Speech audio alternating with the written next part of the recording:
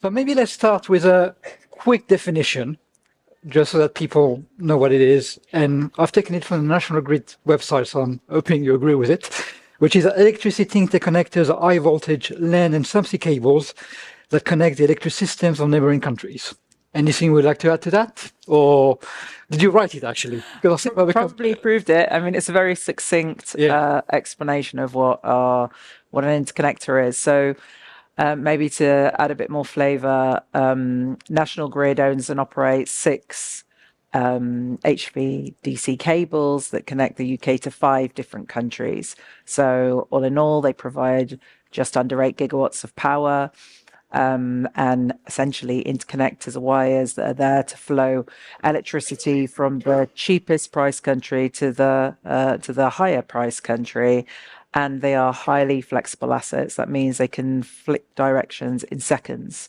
So these are huge power load assets, incredibly flexible, and connecting the UK to diverse energy systems. So then, I guess the next question is, well, what sets the prices? Why are the prices different? And the prices are set by scarcity. It's not just the power generation mix or the gas price setting the margin in different countries. It's also, of course, the demand and how the two come together to set the market price in that country.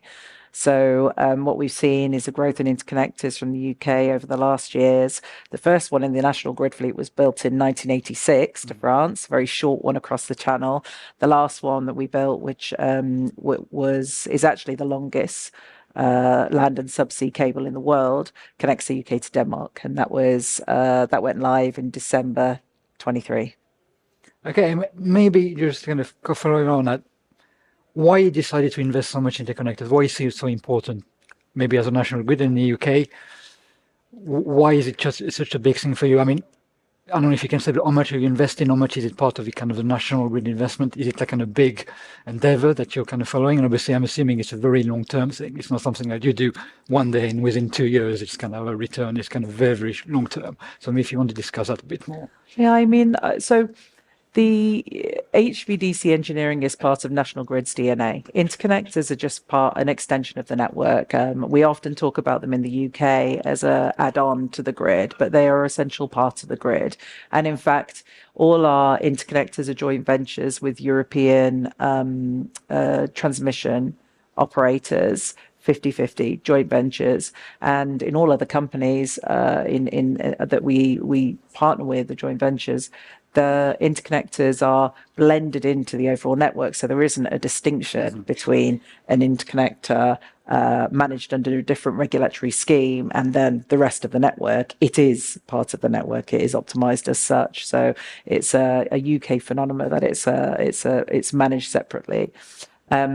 In terms of why we have continued to develop interconnectors, quite simply because they have provided huge benefits for UK and European consumers, both in terms of avoiding carbon content, because essentially in the UK, if you think about it, if we weren't importing from Europe, we would be running marginal gas. We could have been running coal a few years ago. Also, of course, we're importing cheaper price electricity when we're exporting, and we hope to be exporting much more in the 2030s. It will be because we have an abundance of very cheap wind electricity that needs a market to be exported to. And of course, they strengthen the resilience of the grid by connecting the UK, the island of the UK, to the strongest, most connected grid in the world, which is the European grid. It enhances the resilience of the UK electricity system, which, as we've just heard, is growing and is going to become even more the foundation of our economy. So it's a pretty easy consumer case, I'd say, for building out interconnectors. So less carbon, lower price, more resilient. That's kind of the trifecta of Exactly. gloom, I would say, in terms of what we're doing. Maybe kind of pushing a bit more in terms of, is there kind of a specific example? Do you see kind of as your shining light as this is what can be done with interconnectors and something you kind of follow up? You mentioned kind of the French one from 1986, which is quite a long ago, even though we're still born there. The latest one, I think, was Denmark there. Is there kind of one example you're saying this is kind of an example that we want to follow up and kind of scale up? Or is it kind of different based on the I guess, the type of electricity, which country it is, the length. So it's just kind of one. They're all different to each other. So I considering guess, it that way. yeah, I mean, I often get asked which one's my favorite child. It's a common question in the interconnectors team. And I have to also tell you that I've got a reputation for being a bit of a jinx. No matter what interconnector I call out, something negative is going to happen to it. So I'm not gonna get lured into this. I mean, what what I, if I think about it, why I do what I do, why I'm so passionate about it, why I have an incredibly highly engaged team of operators, engineers, developers in this business of National Grid. I'll give you a good example that is not too technical that people can relate to. And let's think about what happened to the UK system in January, and we know in the UK system we've had increased tight margins, right? Tight margins. We're running an electricity system which is decarbonising incredibly quickly. We're learning about that. We've taken coal off the system, and we've done this against the backdrop of pretty volatile gas prices, and as we're all experiencing after the lovely weekend weather, snow forecast this week, so volatile weather and often colder than seasonal normal this year so far. We had a capacity market notice on the 8th of January in the UK, where that we woke up to that morning. And of course, interconnectors have capacity market agreements, capacity market obligations.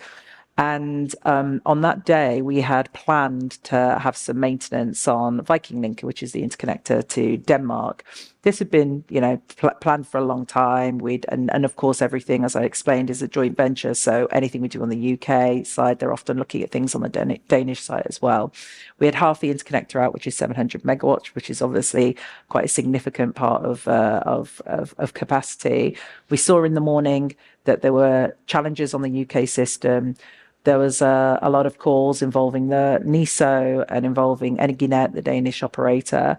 And to cut a long story short, the Danish grid managed to reverse the flow from the German interconnector that they've got. They managed to release some constraints that they had on the Danish grid to allow Viking to flow towards the UK at full capacity. We managed to stand down the maintenance in a safe way and delay it to another date where, in a few days, manage the contractors around that, flow the power to the UK and provide some margin.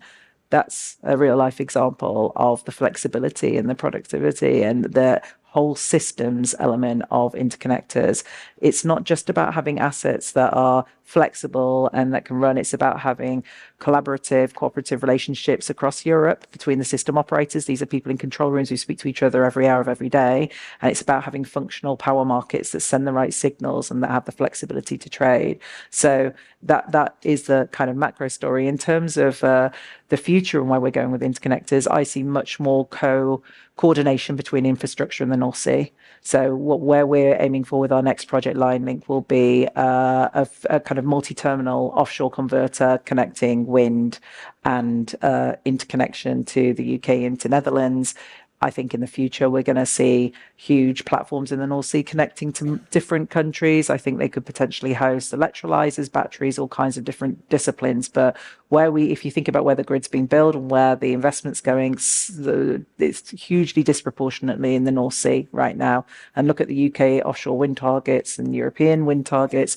I think there's some really exciting plans ahead to coordinate that infrastructure, both to take advantage of technology that's already there, but also to take the burden of coastal communities and to, quite frankly, use raw materials and contractors and vessels in the most prudent way with materials and services being scarce.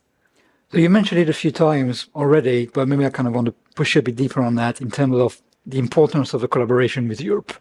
Maybe can you say a bit more? You've mentioned it already, but you can't do anything that you've talked about without Europe. So why is Europe so important and why do we need it in terms of the UK grid and obviously the European grid? Yeah.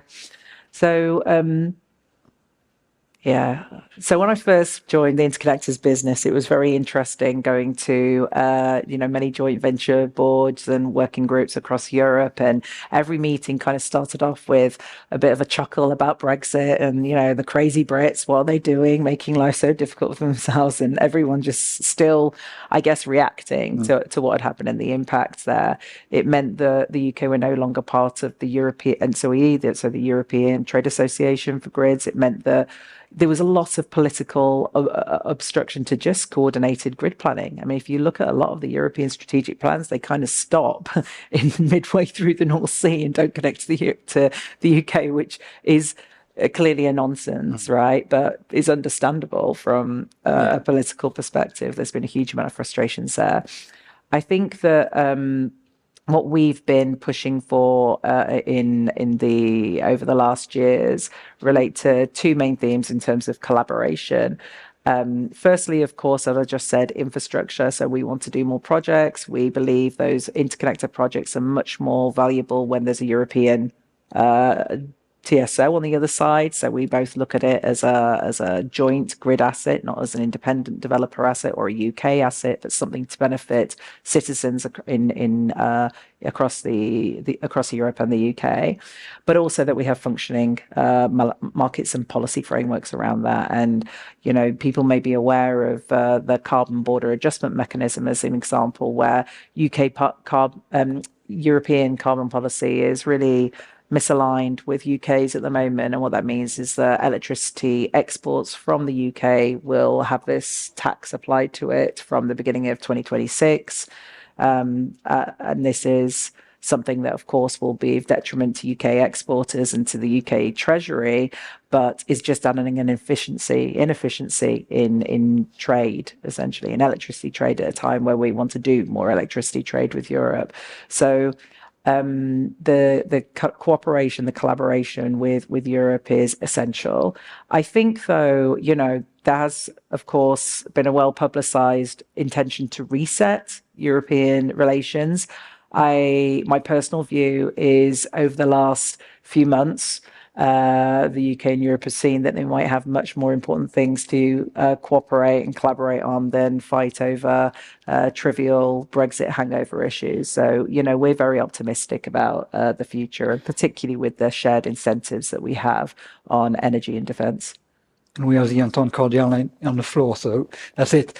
Maybe a question we've got from Slider, because we've got just 4 minutes left, in terms of how do you respond to pushback in some quarters that interconnectors make electricity more expensive in exporting country? Do you think it's a real problem? Yeah, I think it's a problem. I think that energy affordability is a top 3 political issue in any country across Europe right now, right? And we shouldn't take that for granted. The cost of living for people is incredibly onerous, and energy bills are a huge part of that cost of living, and indeed, of course, inflation across the economy. So we have to prove the benefits of interconnectors. I think the UK has benefited for a long time from being able to import from countries that one could argue could have a more strategic view of their generation plan, of their power production plan. But as I said, we see that trend reversing in the future. And we think the assets that we're building now, which will be coming on in the early 2030s, will see perhaps even be net exporting from the UK, because they're coinciding with a huge increase of wind energy that we're seeing. And a lot of the time, the marginal cost of wind in this country, the marginal cost of energy driven by wind, is going to be zero. At the moment, we see pretty much 95% of the time the marginal cost of energy in the UK driven by gas, right? So there's going to be a huge change. That wind is going to need places to go to. Then you can argue, oh, well, everyone's going to be on wind and it's all going to be correlated. I'd really encourage people to have a look at the length of time it takes to build transmission between countries, the amount of connection. If you take, look at France and look at the differences in consumption and weather patterns across France compared to the UK, even though the interconnector is that big. Have a look at the drivers that you have across Europe from countries like Italy, Switzerland, who completely uncorrelated with the UK.